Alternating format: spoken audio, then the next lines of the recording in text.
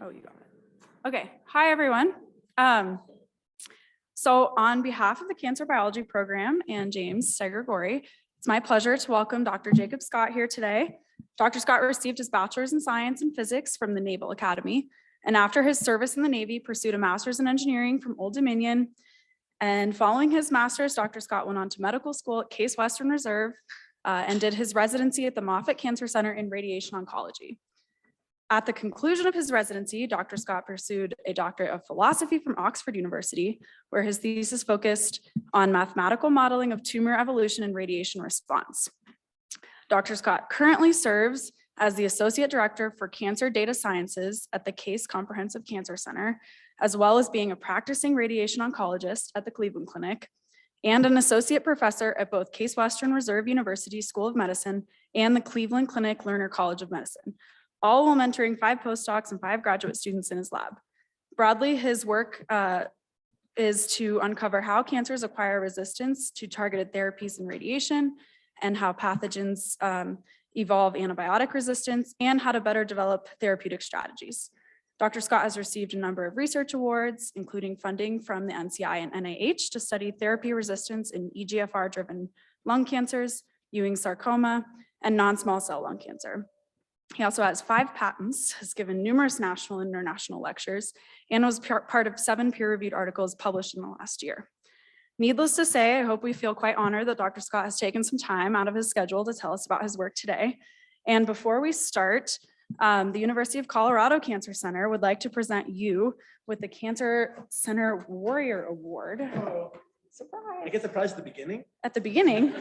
I'm out of here. So congratulations. Yeah, and with that, we'll give you the floor. Thanks.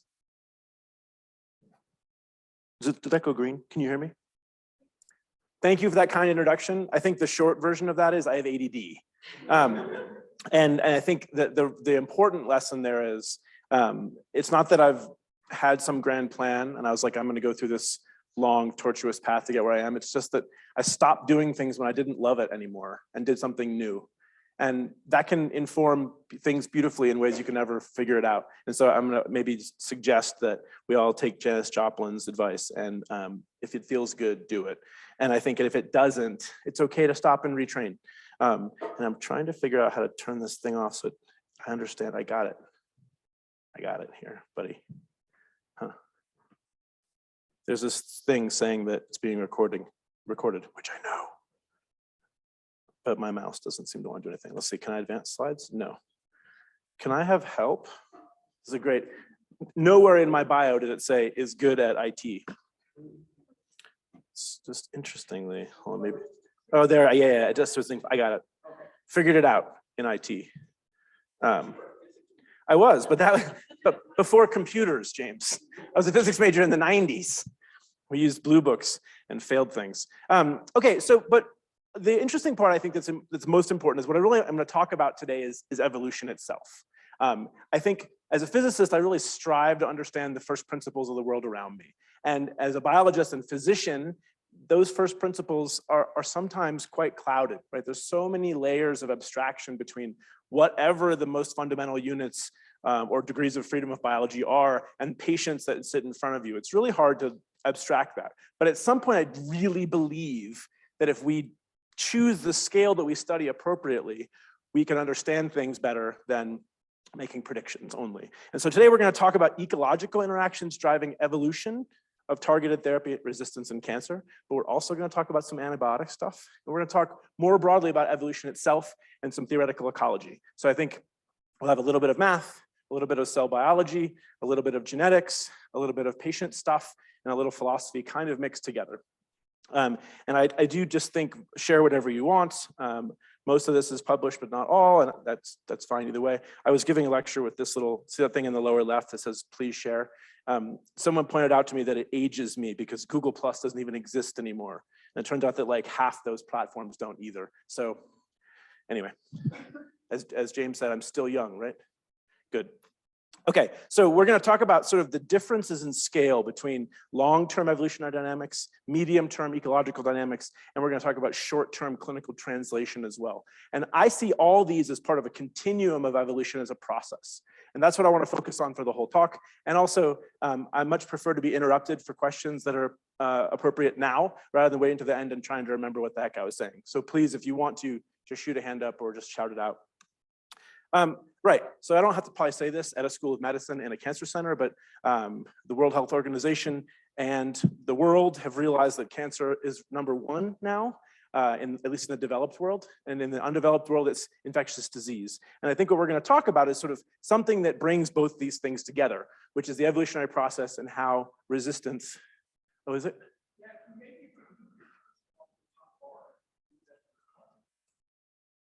Oh, dear. Or actually, you know what? There's a way to get rid of that thing. I didn't realize it was there. Apologies. Now it's hide video panel? No. Hide floating meeting controls. There we go. Nailed it. Right, there we go. Now I can see everything too. So, you know, this is a little bit of a doom and gloom talk because we all are scared of superbugs. It's gone, right? Is it gone? My cursor's nowhere, James.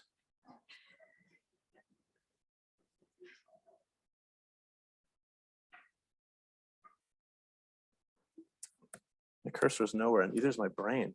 So can you not, is it just flickering on and off? What's going on? I have no, and now escape's not even getting me out of this. Right, this is awesome. I don't even have a cursor right now.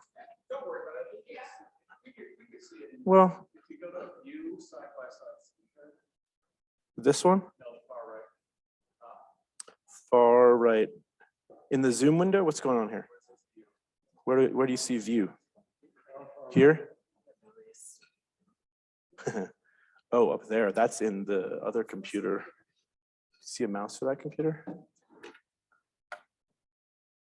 See, if we all just came and eat pizza together, we'd be good to go. Is that better? Let me put this like way down here and see something. But I got rid of that thing. Hide floating meeting controls. Oh, it's still there. What view options? Go to that. Is it better? I'll keep talking. I think what we're going to focus on is the fact that these diseases share the commonality of being able to beat whatever drugs we put in front of them. But before it's too doom and gloom, let's just remember that we do cure most infections. And we do cure actually the vast majority, well, not vast majority, we cure the majority of cancers that we see. So even though this is a sort of doom and gloom talk about the inevitability of evolution of drug resistance, let's just remember that we actually do quite well in medicine. In particular, the research that we have all contributed to over the years in surgery, radiation, medicines, these things have all worked, including antibiotic therapies. That said, when cancers become stage 4 and disseminated, with the exception of a very small subset of things, they take the lives of our patients. This is a very visual example, but you know, we now have this class of medicines called targeted therapies, which are supposed to have been a magic bullet. The first one came about in imatinib, in the form of imatinib or Gleevec for AML, for CML. And I think it's actually an interesting twist of history, the way that it went. So the very first one was CML, and what's the natural history of CML and Gleevec? Many folks probably know it's actually quite a long process before resistance evolves. Something like a decade, as a matter of fact.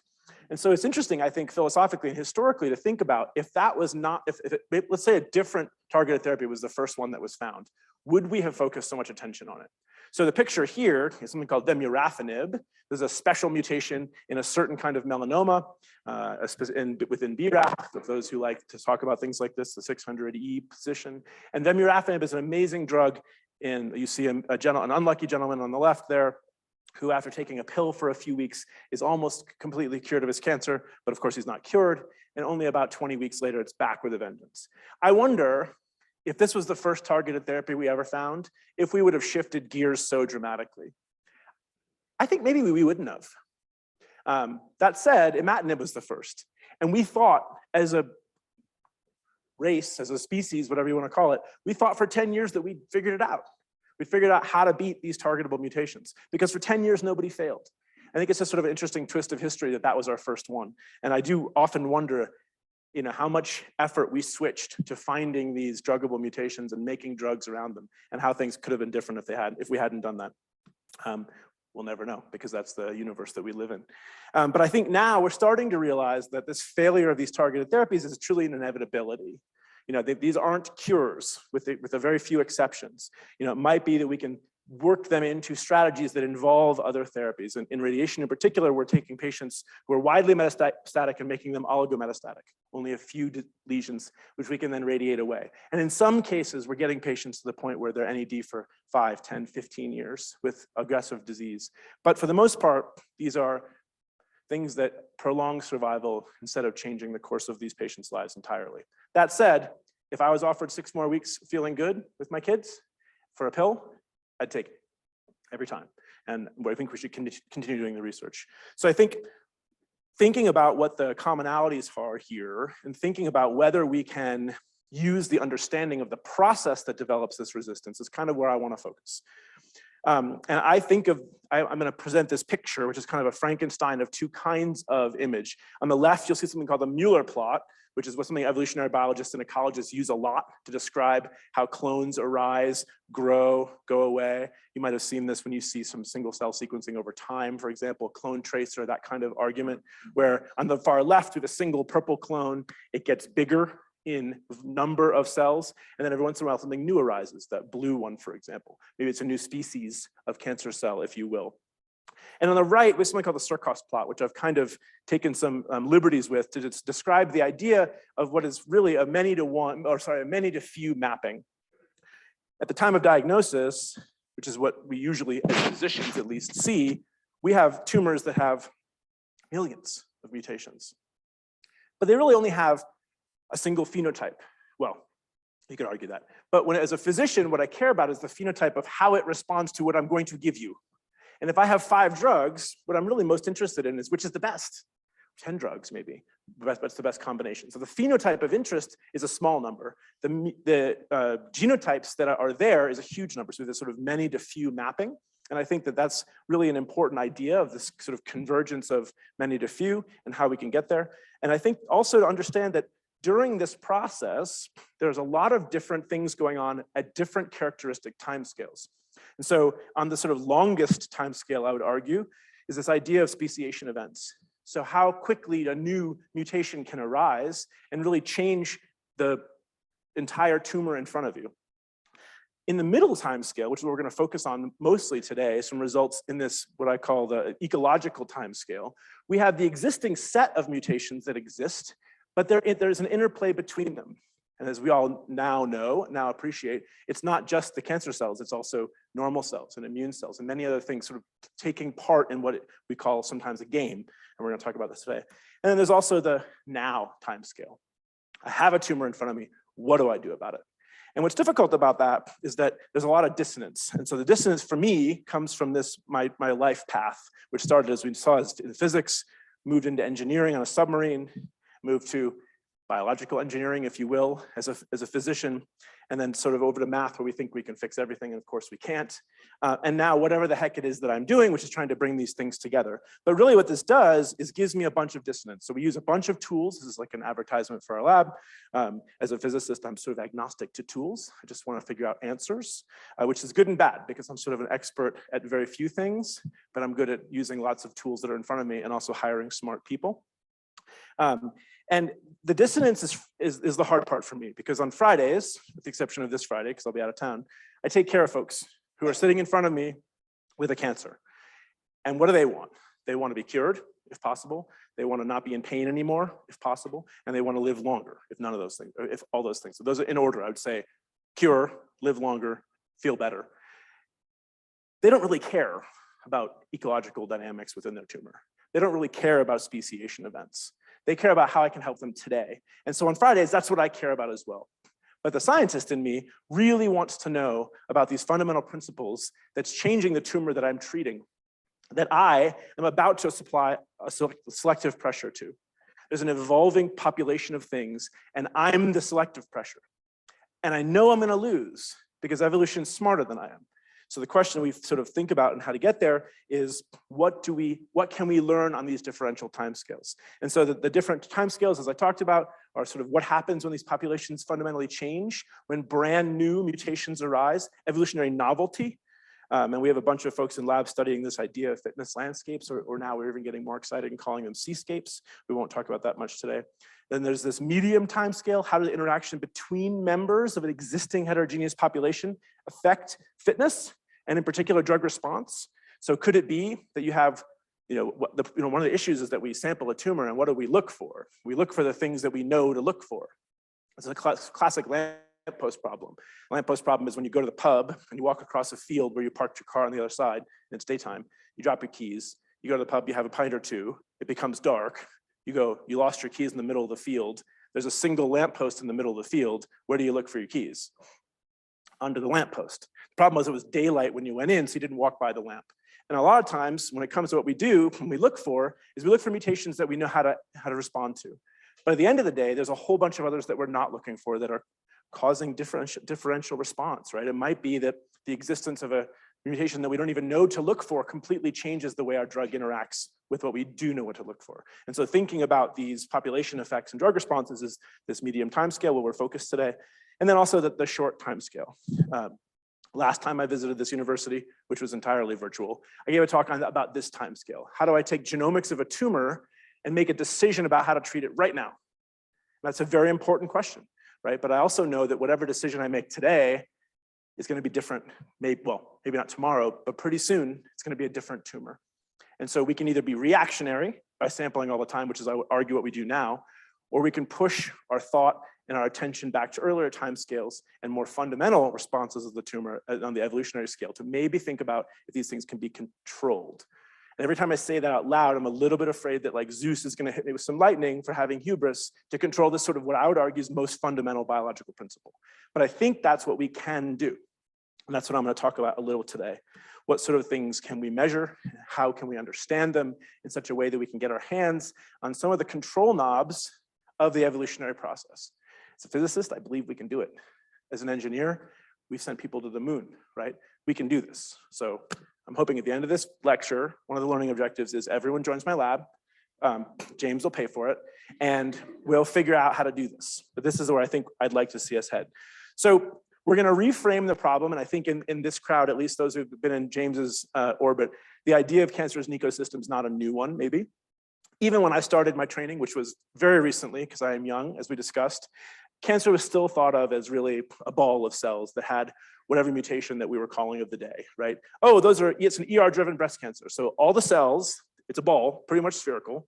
There's about 10 billion, they're all ER positive. That's what we thought. Obviously, no one thinks that anymore. We now know that tumor microenvironment is important. Heterogeneity is a thing.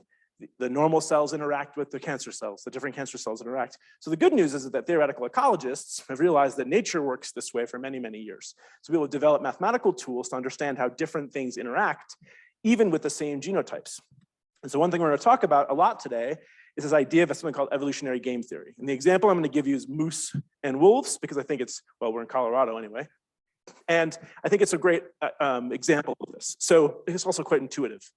So let's say you have a species of moose and that are preyed upon by a species of wolf. They're happy, they're in the same, whatever national park is nearby, American Mountain, Rocky Mountain National Park. Are there wolves and moose there? Yep, okay. And let's just say it's a clonal population of wolves and a clonal population of moose, or darn close. Now, let's say we put one moose out there. Sorry, a pair of moose, because the whole sex thing. I always forget, because I study asexual things usually. Or let's assume that wolves and moose can both do parthenogenesis and it's all females, just for simplicity. So let's say you have a single mated pair of wolves and a single mated pair of moose. What you could do is you could measure their average reproductive rate, right? You could put them in a zoo, feed them well, let them mate, play soft music, and see how quickly their population expands. And that would be something like a fitness, right? That's a fecundity, or whatever term you want to use from your field of theoretical ecology or biology. You'd sort of get a reproductive rate. You do the same thing with wolves. Give them lots of hamburgers, well, probably not. Give them lots of food, let them mate, see how fast their populations evolve, or expand, excuse me. You get some sort of growth rate. Recently with COVID, you could think about your reproductive rate. We're all sort of confident with these ideas. And then as a mathematician, what do? You write down an exponential growth equation and you're like, okay, here's how the populations will go. But now what if I said, okay, now let's say there's 50,000 wolves and they're all ravenous and you put them in Rocky Mountain National Park and you put in 2 moose. Okay, now we know the growth rate of moose, right? And we know the growth rate of wolves. So let's wait like 2 seasons. Are there gonna be 8 times as many moose? No, there's gonna be no moose because the ravenous wolves will eat all of them, right? And then also what happens when the moose species goes extinct? The wolves aren't gonna reproduce anymore either because it's their main source of food. And so even without changing the genotype of the wolf or moose, we've drastically altered their effective fitness because of the population in which they exist. That makes sense pretty much to everyone? So what's nice is that we've done a pretty good job as a species understanding how to manage things like, well, not all fisheries and national parks are managed well, but I'm sure some are, especially in this great state of Colorado. But we've used a lot of these tools to specifically manage these populations. To say, okay, gosh, there's too many now, or not enough. I think they just rewilded the wolf back into some other national park and things are starting to go better for the entire population of everything, right? Because it's a balance. Because nature, over tens of thousands, tens of millions of years, found a steady state that worked. When it went out of balance, things started going poorly. So these models really have made a big difference. About 10 years ago, this paper is important to me because you can see I'm the second author. This was my gateway drug paper. This is the first paper I participated in as a medical resident doing something in mathematical oncology. It gave me the idea that I could actually maybe do this and maybe contribute in this way. What this is David Basanta, the gentleman on top, and on bottom is my PhD advisor, Sandy Anderson. And what we came up with in this paper is a series of equations describing something called replicator dynamics, which is a very relatively simple mathematical way of describing those wolves and moose. But in this case, it's 3 different types of things.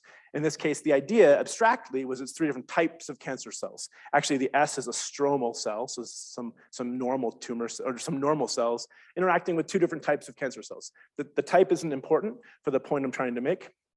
I just call them D and I, it doesn't matter. You write down some relationship about how they interact. Maybe D eats I, like a wolf and a moose, or maybe vice versa. And from there, we use tools from 50 years ago to understand how the dynamics play out. What's cool in this paper is we kind of show the concept that when you intervene with a drug, not just what drug, can drastically change the outcomes. Similarly, right, if we start trapping the wolves when there's only 8, compared to trapping the wolves when there's 8,000, it's gonna be a very different effect on the overall population, right? It makes sense. We also showed that how long you have an outcome within these models makes sense. This is all old news to theoretical ecologists, but to the cancer community, it was kind of interesting. Again, same idea. Let's say you put an intervention into your national park, you poison the wolves for 1 year or 8, right? Or let the people hunt them, which is what I think what happened. So this is an interesting idea, but the problem is it really comes down to, coming up with these ideas really comes down to what you wrote down in your model. These are deterministic models. There's no coin flipping here. This is all just very deterministic. Once you write down the model, which we made up, frankly, the results are there. So it comes down to the sort of veracity of that model to describe the system of interest. Still cool. We did this, whoa, what's going on there? There's another slide that I've never seen appear like that in my entire life. I've given this slide 5,000 times.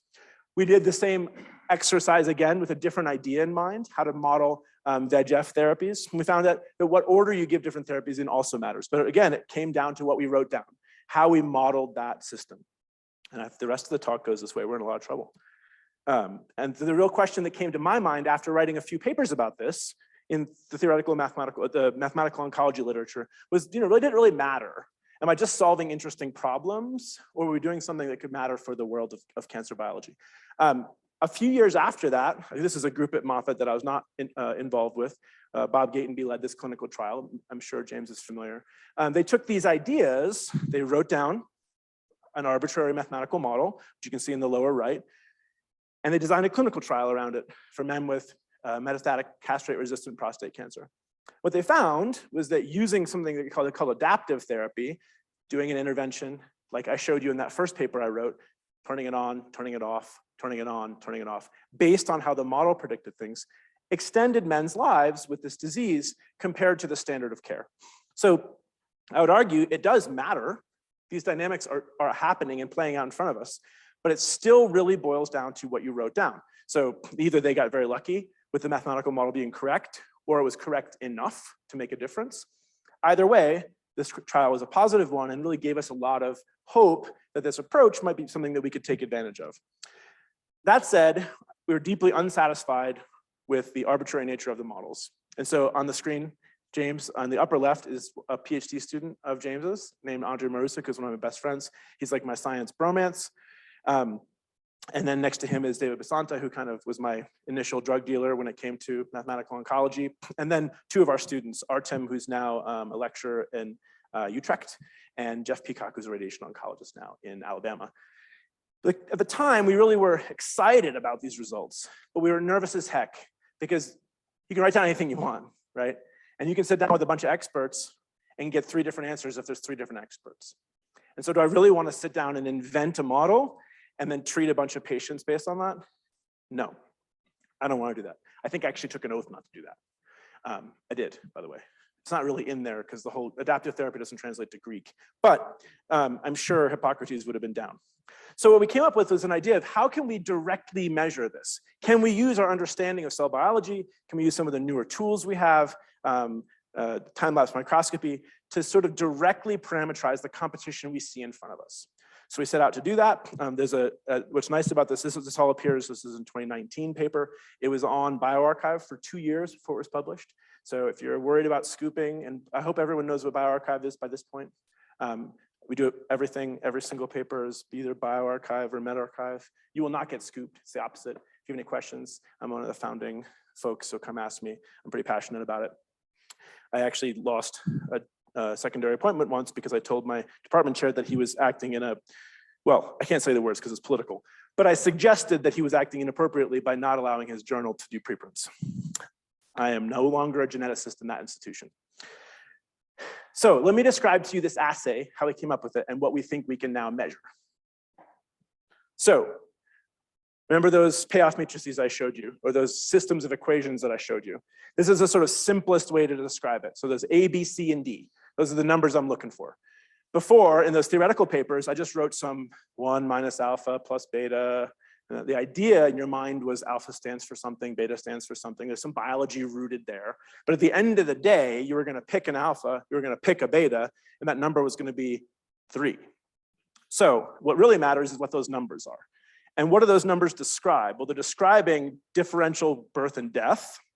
So d by dt of those 2 different types, so NP and NR, so parental and resistant, let's say. So what you're studying is a time evolution of 2 populations, a resistant one and a sensitive one, say. And those A, B, Cs, and Ds are really just governing the ups and downs as the populations change and grow. So the question then is, how can we figure what those are from relatively straightforward data? So the first question we asked was, what kind of things can we study? And we're going to study, in this case, the addition of fibroblasts to an otherwise competition dynamic. What we really wanted to do is see if we could study a 3-player game with 2 types of cells and a 3rd fibroblast, but it got too hard too fast. So it turns out that 2 is usually relatively simple, 3 can be really hard. So we gave up a little and instead called the fibroblast addition just a change in the environment. Is it winter now or is it summer now? Rather than there's a 3rd species at play, for example. So what we first did was what you normally do. So we evolve resistance. So you take a panel of cells. These happen to be ALK positive H3122, which is a kind of lung cancer line that has an ALK mutation. It's targetable by a class of drugs that are TKIs, crizotinib, alectinib. There's a few others, lorlatinib. And there's really the second thing in we discovered in lung cancer really has made a big difference. So what we did was we evolved resistance to the standard therapy, in this case, alectinib. We have now a resistant cell line and a sensitive cell line. We made one green, we made one red, so we can watch them under a microscope. And then we asked some questions. So the first simple question is, what are their growth rates? Right? This is, you take the moose and you take the wolf, you put them in the zoo, you feed them well, you see what happens. So in this case, in DMSO, which is our control, we didn't notice a difference. So they grow at the same rate. Cool. We're going to come back to that in a minute. If you then add fibroblasts, doesn't matter if it's winter or summer, growth rates are the same. If you add drug, what you expect happens. Sensitive cells, which are sensitive to the drug, get crushed. Their growth rates become negative. Resistant cells, which have evolved resistance to this drug over 6 months, don't care, the growth rate stays positive. And what we also see is that fibroblasts somewhat rescue that decrement in growth rate. This is a well-studied result. I think actually James and Andre have done some of this together. This is not new science. What's interesting here, and we're gonna come back to this in about 20 minutes, 15 minutes, is that in this evolution experiment, remember at the very beginning, we evolved resistance once. We'll come back to that too. In this case, the evolved population of resistant cells does not experience a decrement in its growth rate compared to the wild type, if you will. That's not always the case, so we'll come back, but in this case, it is true. Then we put these cells together. So that was the monotype. That's the monoculture growth rate, right? That's the wolf and the moose in the zoo. Now we put the cells, not in the zoo anymore, we mix them. Well, maybe they're still in the zoo, who knows? They're definitely still in the zoo, they're in my lab, which is a zoo. I didn't mean that negatively toward the folks in my lab. I just meant that it's crazy. Now we put them under a time-lapse microscope, mixed together in certain ways. We start asking questions about how they grow. And so this is supposed to be a little movie. There we go. So you can see over time, we have the red expanding more than the green. Makes sense. Resistance, resistant. Green, or sensitive, sensitive. But we don't really care as much about whether they're going up and down as how much they're going up and down. The beauty of computer vision is that you can start to measure these things pretty well. And you don't have to click the little cell county thing. You just write a code and it does it for you. And the beauty of that is that you can do that for hundreds of hours, every hour or every 20 minutes. And what we did was we did this. In this case, you see this example this is in drug, so 512 nanomolar of alectinib without fibroblasts. So it's summer and lots of drugs around. You can imagine you could have the opposite. It could be winter and no drug, and then the opposite. So you could have 4 possible combinations.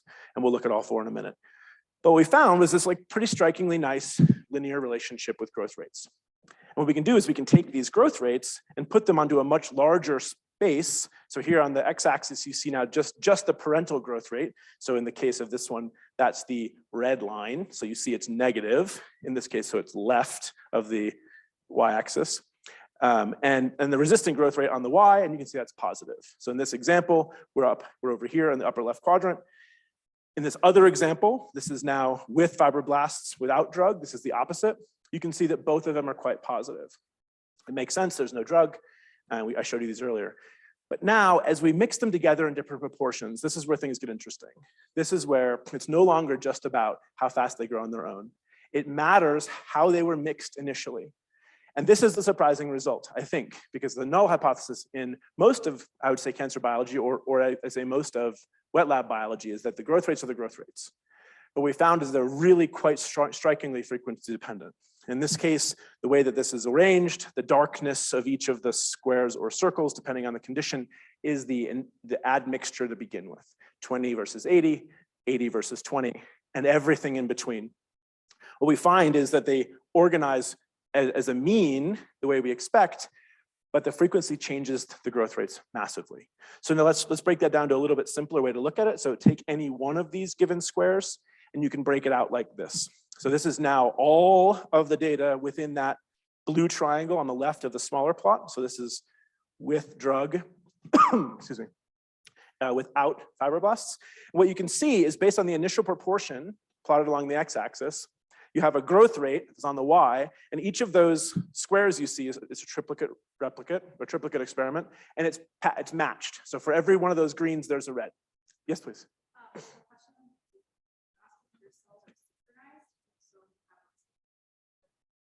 They asked if the cells are synchronized and at what stage. So probably the answer is likely not. There was no external perturbation to synchronize them on purpose. So the way the experiment worked is you take whatever proportion you desired, 90-10, for example, you seed them in a 6-well plate, or sorry, a 96-well plate, wait 24 hours, then start counting. So they're not synchronized. Sure. I don't know yet. Oh, you don't know? Well, so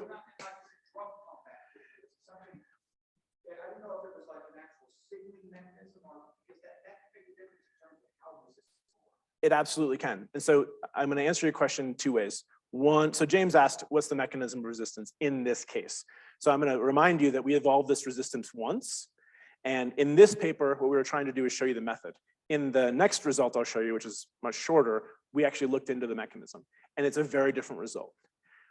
I'm going to eventually make the argument that when it comes to how to measure it, I don't care what the mechanism is, but I definitely am going to start caring about trying to match mechanisms to measurements in the longer run. But we're going to have to do a lot more of them. But we'll come back to that. I'll get to your question, not ignoring it directly. That being said, I'm not really a biologist. Sorry, what? No, I didn't say that out loud. That's Andre's job. In this case, he thinks it's hepatocyte growth factor signaling, HGF signaling.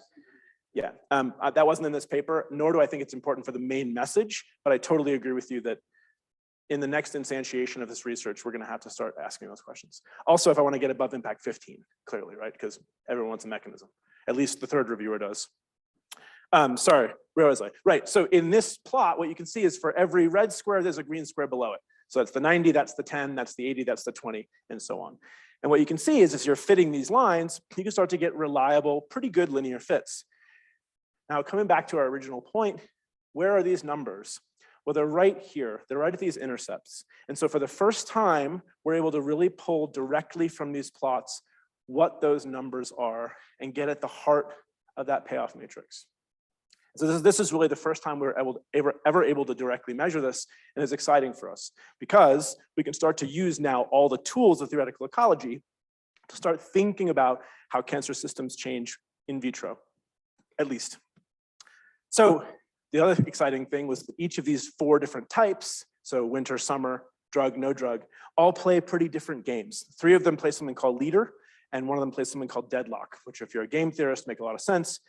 I'm going to show you the exciting thing is if we put those things into something we're going to call a game space. I'm going to describe this plot a little carefully now because you'll see a few more of them in the next few minutes. Each of the quadrants of this plot, again, we have fitness of resistant versus fitness of parental. And we have this is a regular plot, so you get positive, negative, negative, positive, all the possibilities there. So the upper left quadrant, for example, is all resistant will go to parental. So in this case, there's the parental will outcompete resistant all the time if you're in the upper left quadrant, which we didn't observe in this case. In the lower right quadrant, the opposite happens. The resistant always wins. So that's when the drug is on, no surprise. We did see the one case where you had something called the stable equilibrium, where the resistant and parental existed happily together, which is kind of curious. It was no drug with fibroblasts around. It's almost like your untreated patient, right? They have a normal stroma or some settings, some idea of a normal stroma, and they're not treated yet. And you have a situation where you can have an existence of both a resistant subtype and the parental at the same time. The minute you start treating it, the sensitive go away and the resistant grows out. But before that, you have this healthy sensitive population hanging around at some proportion. In this case, it was about even, but it depends on the mechanisms. It depends on the numbers that we measure. And I'm going to show you in the next few slides, it depends a lot on how you're going to treat these scenarios. So what we came to is, what if we could think about these perturbations? So in this case, you see those little arrows I just drew, those little vectors. In both those cases, that's adding fibroblasts, so winter to summer, if you will, reliably shifted the game in the same direction. So change the dynamics in the same qualitative way, as did adding the drug. So the drug reliably shifted the game down and to the right. Both these things make sense, but it really left us with the hypothesis of can we think about drugs in this new way, really in a way to sort of move the dynamics around. So what if I could treat the dynamics rather than, or sorry, I shouldn't say treat the dynamics, what if I could effectively perturb the dynamics the way I want to? That's the control knob. That's the evolutionary control knob that I've been trying to find all these years, or one of them. Right? If I can control how these frequencies interact with one another using a different drug, all of a sudden I'm able to start thinking about how these populations, there's no mutations occurring any longer here, right? The time scale of this experiment's 5 days. Again, if I went to a longer time scale, mutation could arise and I get a faster wolf, and all of a sudden the dynamics change as well. But on this time scale, I think we have a method at least to think about control in this way. So that's the beginning of part 1, which is the longest part. The next 2 parts are shorter. The questions are these generalizable? This is one type of lung cancer, one cell line. Bless you. Are these things generalizable to other disease sites, other targeted therapies? What about second line therapies? And then what else can we learn? What else can we measure? And so from that question, there we go. We went on to a new situation. We moved drastically away from ALK mutated lung cancer to EGFR mutated lung cancer, which is pretty much the closest you can get to it. But we didn't want to lose immediately. And we did the same experiment. We said, okay, let's take PC9, which is a workhorse lung cancer cell line with a specific mutation, EGFR, that has drugs for it. So it's a pretty similar situation, you might argue. And we evolved resistance to gefitinib, which is one of the earlier TKIs in this disease. This was published last year, again, after a year and a half on bioRxiv. It was published last year in Science Advances. And I'm going to show you a fun result from this paper. So here's how the assay works. You set up a plate with all the different combinations, 80-20, 90-10, 50-50, and so on. You measure with time-lapse microscopy, you get these growth rates, and then from those you can pull the payoff matrices out. Right? So same setup. And what can we do? Well, we actually found that scary. Remember last time what we did was we just said with or without drug, how the game changes. What we did here was we actually just changed the dose of the drug. And we find that it also reliably, for the most part, pushes the dynamics in a way that's in some way explainable. So in this case, gefitinib, as we increased the dose, moved it from upper left quadrant slowly down to the lower right quadrant as we went. Makes sense, right? The higher the dose of the TKI, the more quickly your resistant cells are going to win out. But there's some surprises hiding in here. We actually found some situations where some drugs actually started moving in different directions at different concentrations. And if nothing else, what we find is that with the ability to modulate dose, you can give the same drug and get very different dynamics, which really makes you start thinking about how we dose folks. How do we currently dose folks? Do you guys know? Something called maximum tolerated dose. We run a clinical trial and we see how high we can turn the dose up before people start getting sick, really sick, like almost dying sick. And then we turn it down a little bit. And that's how much we give everybody. Unless that person happens to get sick that day, then we give less. There's no thought currently to how these different doses affect the dynamics of things. I will say in the antibiotic resistance world, they're starting to think about what low doses of some antibiotics might do, but it's from a slightly different perspective. So then what's really exciting here is hiding right in plain sight was this quadrant 1 scenario. So it was really evidence for something the theoretical ecologists call competitive exclusion. And so in this case, in no drug, we had a scenario where the sensitive could outcompete the resistant entirely. So you'd have a sensitive population with a much higher growth rate, and it would just get rid of the resistant cells entirely. So this is sort of a sine qua non for something called adaptive therapy, where folks are trying to turn on and turn off therapy. And what they're doing is this is suggesting that if you turn off therapy, the sensitive could make a comeback. Not just slow down the resistant ones, but the sensitive could start to outcompete the resistant cells, could physically come back and repopulate a tumor with cells that are sensitive to drug. The idea being, the hope being that you could then turn the drug back on and resensitize the tumor to this. This is the idea, this is what these game spaces would look like, and this is exactly what we found. So this is really the first evidence in a cancer scenario where you could potentially have a resistant cell line become outcompeted, or almost in some ways think of that as treated by a different kind of cancer cell. A sensitive cell could come and kill the resistant cells in some ways through competition. But it only works in the setting of a cost of resistance. Now remember, in the first paper I showed you, there was no cost. So this is not necessarily an ubiquitous finding. And that doesn't mean we did the experiment wrong. It doesn't mean that it's noisy. What it means is that evolution chooses different mechanisms, and those different mechanisms interact differently. So would a different mechanism of action throw this out the window? Maybe. The mechanism of action for this one we did study. Oops. And there's some ghosts now on my screen. Whoa, check that out. That is meant to be there, but now I can't control anything. It happened again. Why is this doing this to me? I think I'm being like, someone is messing with me. Okay, we're just gonna keep going. This sets up an apparent paradox, which I think is important. So if I asked the entire audience and did a quick poll, how many folks think that cancer in particular, drug resistance is pre-existing, or whether it develops during the course of therapy? We could have a robust debate that would last a couple of weeks on that, right? But I think, at least from my perspective, a lot of the literature before the last few years was really pretty much in the pre-existing camp. There's some tiny population of cells that already have the mutation hanging around, just waiting for you to give their drug. But that comes with a real question. That's a paradox, because almost all the time you measure the fitness of these resistant cells, it's less than the sensitive ones. There's a cost to having that mutation, whether that mutation is a drug efflux pump that you're not using, or it's literally a protein that's used to bind competitively with the TKI that's not around. Either way, these cells should not be able to hang around for long periods of time. A couple days, sure, but they shouldn't be able to really flourish, right? Because they're of much lower fitness than the cells that are hanging around with them. And so how can this possibly work? And how can this paradigm be set up? And so I think what we found here is an example to explain that paradox. And I hope to convince you of that in about 6 minutes. So this isn't just a cancer problem, right? In HIV, this is also the leading theory about how these resistances occur. We have a latent population of cells that hang around. The fitness costs of these are huge though. 72-fold changes in fitness between resistant and sensitive. It's not just a virus thing. This happens ubiquitously in bacteria. On the left, this is data from our lab looking at E. coli. Every time you have a new resistance mutation, your fitness goes down significantly in some cases, 3- or 4-fold. On the right is data from one of my postdocs before he joined us in evolved populations of Enterococcus faecalis. Same thing is true.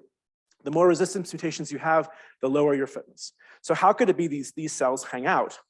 Again, we see this in cancer as well. In this case, please.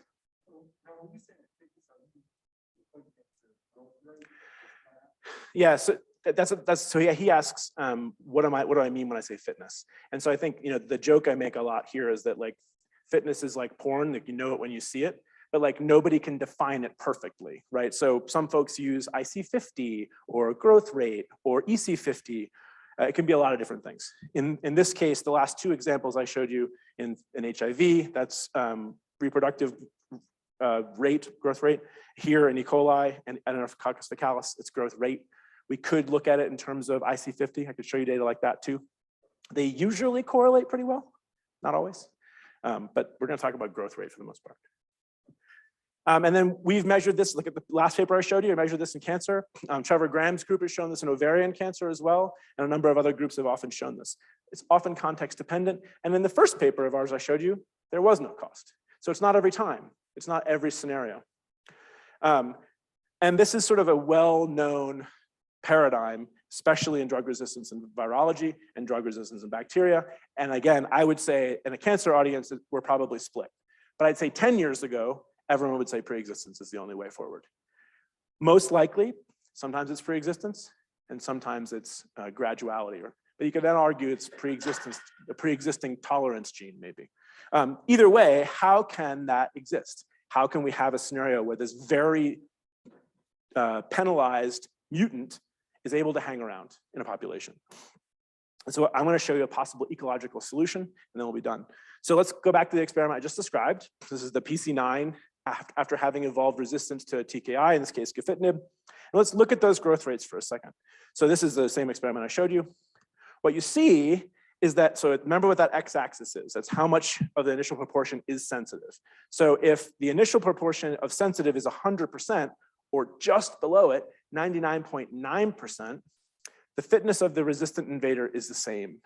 So as long as there's an incredibly tiny population of the resistant invader around, it can have equivalent fitness.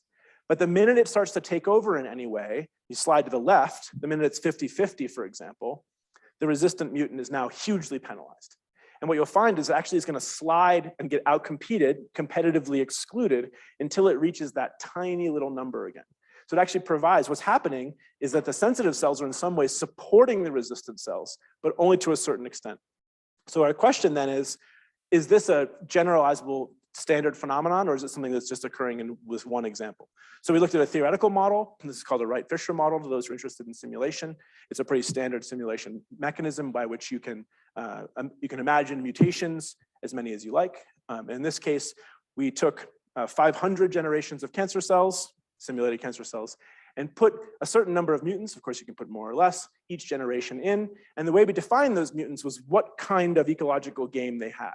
So in this case, we measure a game that looks like this, blue flat and red going up, but we can now put that red line however we want.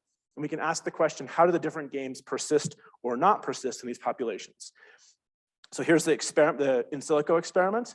On the top, you're seeing 500 generations of neutral growth, so no drug, if you will. We're just letting each generation spit out a bunch of mutants and then letting competition happen and seeing where it goes. And at generation 500, we turn a drug on and we ask the question, who's hanging around, who's able to grow out at that time?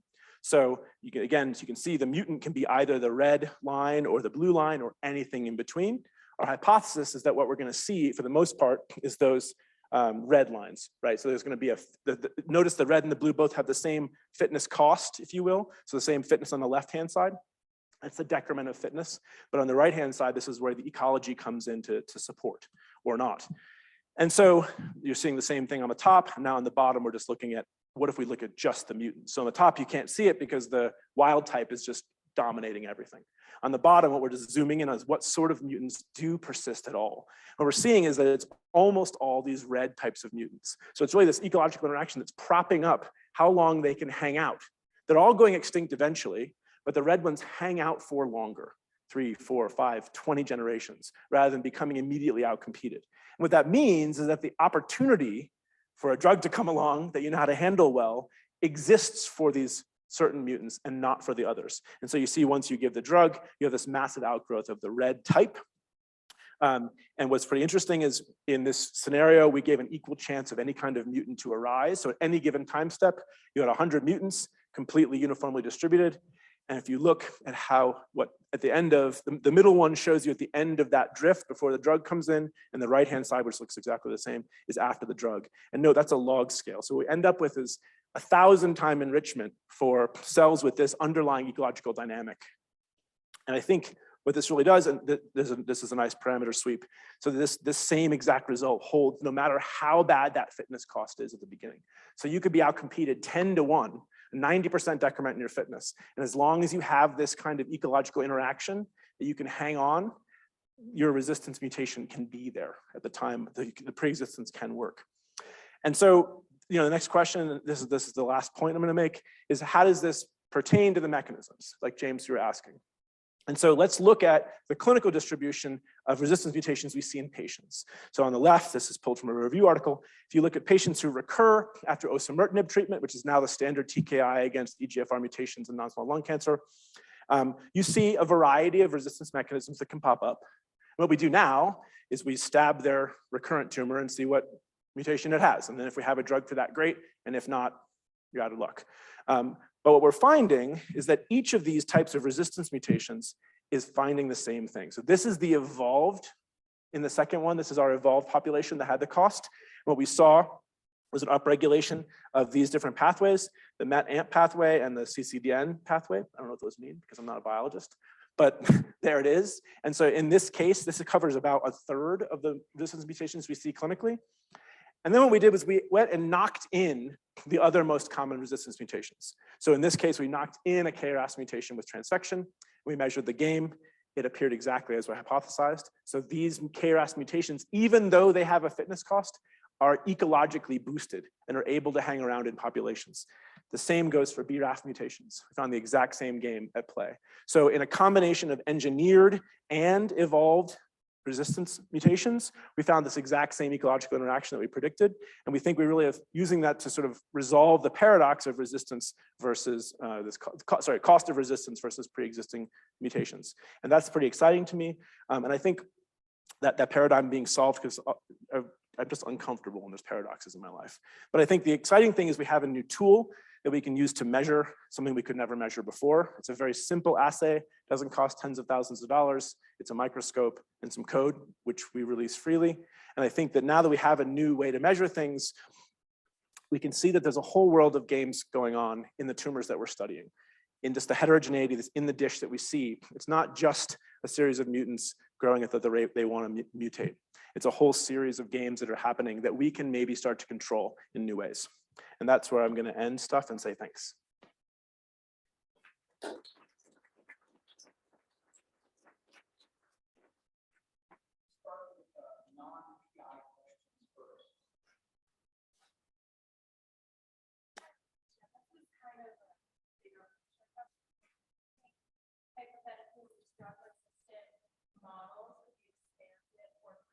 Medicine or cancer, like early cancer screening for It's a great question. I think the analogy is the same, right? So let's say you had, let's pick a middle scenario. Let's look at DCIS. So a precancerous, I mean, you could argue about whether DCIS is precancerous or cancerous. So ductal carcinoma in situ in breast cancer. Could we maybe use a therapy like this to prevent that from ever becoming invasive ductal? I don't know. How about the same thing in colon cancer? Could we use it from taking adenomas and allowing benign adenomatous growths? And because at some point they're going to have to develop their next mutation to become an invasive growth. I don't know. It's a really cool idea. I mean, I think that we probably could study that. I mean, there's a number of like MCF10A type cell lines that are not quite cancer. And I wonder if we could, that's a great idea. Thanks. Yeah. Yes, you should be able to, but we haven't. Maybe we will now.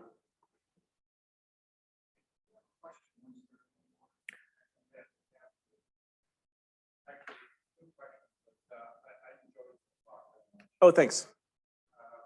So there are two assumptions. Please. First, on the fact during the 5 days.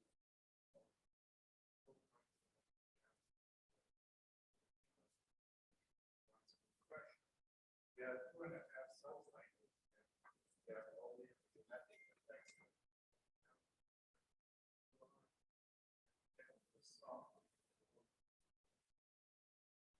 The answer is no, but we've proposed it and haven't been funded to do it yet. I want to, absolutely.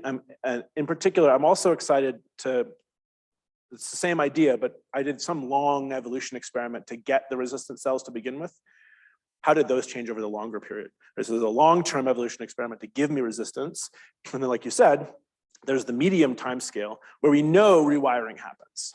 Right? There's good literature out there that shows that 24 hours in, some things are different. 48 hours, some things are different. Maybe even 96 hours. And in a different talk that I didn't give today, we've actually shown something similar. This is with Andre, James's old PhD student. We actually did a time course single cell experiment. And this is the same cells as that first paper I showed you, the alectinib sensitive cells. And so if you look, this is single cell RNA-seq, and we did that like 8 years ago before we realized that Tisney wasn't cool anymore. But what you can see is that 4 hours and 48 hours and 96 hours and then 16 or 3 weeks later, you have actually large scale changes in signaling. We haven't yet done that during a game, but we absolutely want to. And that's a great question. Thank you.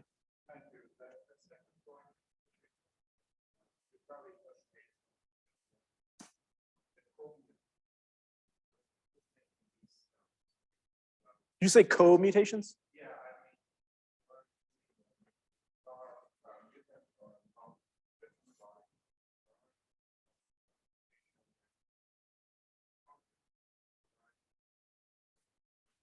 when you are assuming that the cells are resistant or sensitive, it could be the case. Yeah. So how do you account for this? In the model that I showed you, we don't. But in a different talk I could have given you today, I'm trying to see if this was in a supplemental slide of this talk. I don't think I could maybe, so, okay, the short answer is, the way I think about mutation working,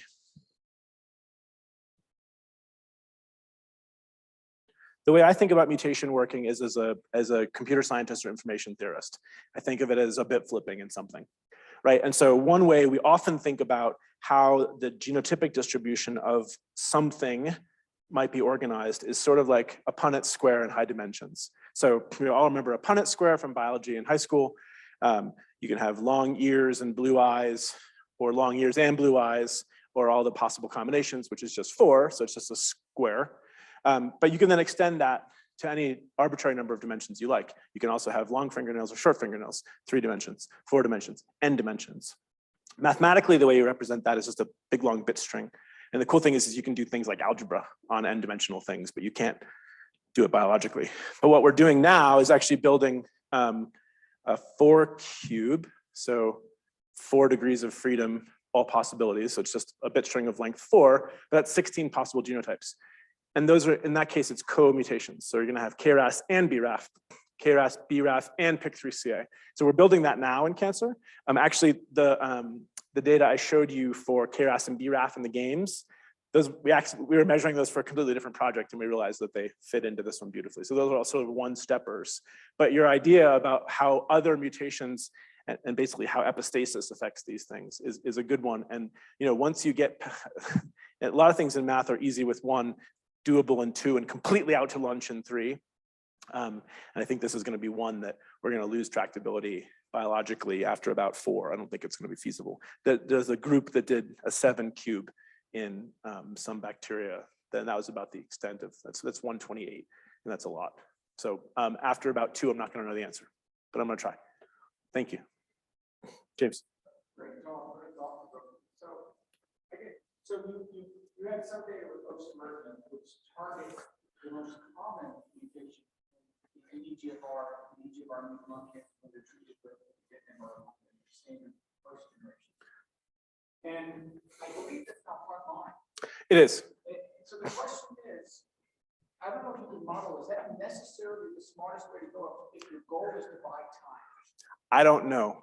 But could you model that? Yeah, so I'll just slightly expand on that for those who don't necessarily know. So osimertinib was designed to catch mutants that escaped gefitinib and erlotinib. And the most common mutant was at this specific locus T790M. And then somebody came up with a better drug, osimertinib, that beat those mutants. And so James's question, which is great, is like, okay, well, why don't you just give erlotinib for as long as you can, and then give osimertinib for as long as you can? Wouldn't that maybe double the evolutionary time scale over which escape happens? I think I would argue, yes, we should do that.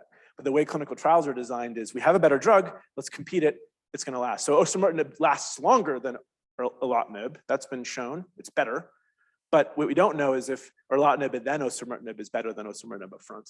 And I think you're probably right. Yeah, so it's essentially with osimertinib, you're not gonna get evolution. Yeah, with anything. It's gonna go in a direction that you probably don't have a drug for, like grass. Almost certainly. Right, unless it's cystic grass. Well, that's the new one, but even but then that's gonna have a resistant condition. So in other words, it's sort of like, we'd rather have the enemy you know, and you can deal with, Right. than the enemy you don't know. And don't have a solution for. Well, and I would argue, I think my entire life's work is currently dedicated to the idea that I'd rather know how I'd rather have something that null hypothesis, any drug you invent's gonna fail, right? That should be the null upon which we function, I think. And I think the sooner we embrace that, the better off we'll be. Because evolution we're not gonna magically beat it unless we could turn it off, which is easy to do in a computer simulation, hard to do on planet Earth. But then the question is maybe we should just string these together. What if I could choose how you fail? What if I could choose how osimertinib fails by the addition of something else? What if another control knob evolution doesn't stop evolution, but perturbs it? Or what if I could choose a class of failures? Then we'd be in a situation where you could start to use the word steer or drive evolution down paths that it's going down anyway, but it's like, well, don't go down that one. As long as we stay away from that rabbit hole, we're fine. I think that's a way I'd like to see things go. Yes, ma'am.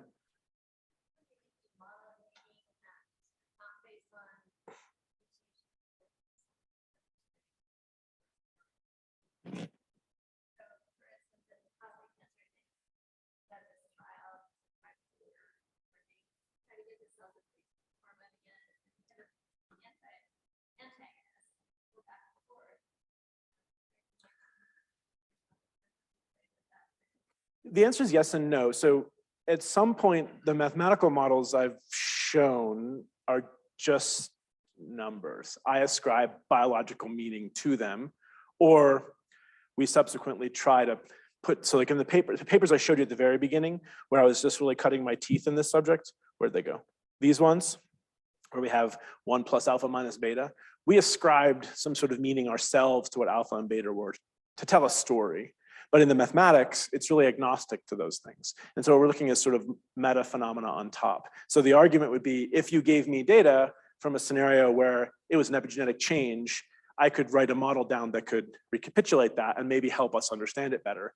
But that similar model framework could just as easily describe a mutational phenomena or a competitive phenomena. So at some point, the math isn't capturing, it's capturing a truth of what's happening, but it's not capturing a truth of the mechanism.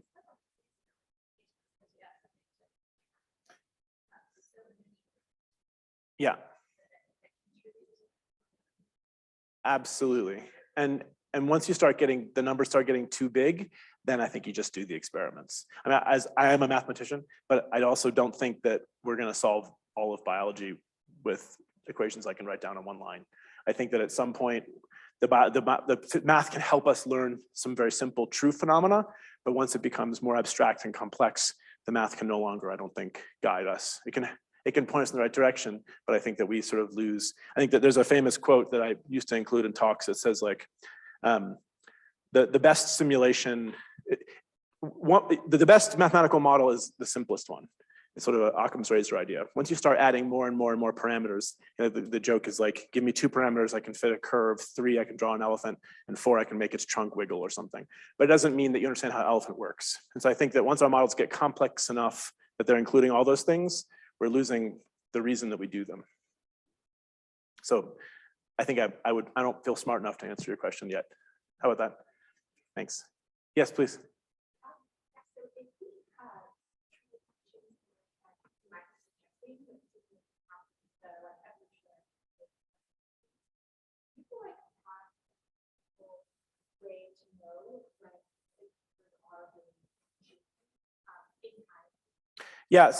Yes and no. So I think that the technology exists that we can start moving in that direction. So one of the projects we have going right now is the NCI in particular is asking us to start writing trials that are low N, like low patient number, but super high resolution when it comes to temporal data, because most clinical trials don't have that.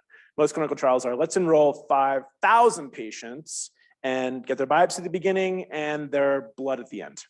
And the answer is you're never gonna see the temporal change there. But there are a series of papers from some of our friends in London, Andrea Sotoriva and company, who are looking even at early ctDNA. If you have a mutation you can track, then yes, you can see rise and fall. It's a beautiful paper in Cancer Discovery that I could show you. I think Ben Werner's the first author, where they presaged failure in a colorectal cancer because they could track an APC mutation in the blood at high resolution, and then they caught it 6 months, or sorry, not that much, 2 months before they saw it in imaging, kind of thing. That was 8 years ago. So I think we are getting better and better, but it comes down to how often as a patient you want to get a needle stuck in you. How often as a patient you want to get, you know, the clinical trial I'm proposing next week, I need portal vein CTCs, bile fluid, and peripheral blood, and an MRI. And maybe if I had all that, I could tell you how your tumor's changing in real time. But I guarantee you, nobody with advanced liver cancer wants me to stick a needle into their portal vein and their bile tract, sorry, this way, into their bile tract every week or every day. So I think that conceptually, we can track these things, or sequencing technology can, but it's a matter of interacting with the host organism. My mom, I don't want my mom getting stuck every day. You know, maybe someday you can imagine if there's diabetics in the crowd, we now have real-time monitoring, and some of that even hurts because it goes to the skin. We're moving toward transcutaneous real-time monitoring. I think we're a far cry from that for cancer mutations, but I can dream it.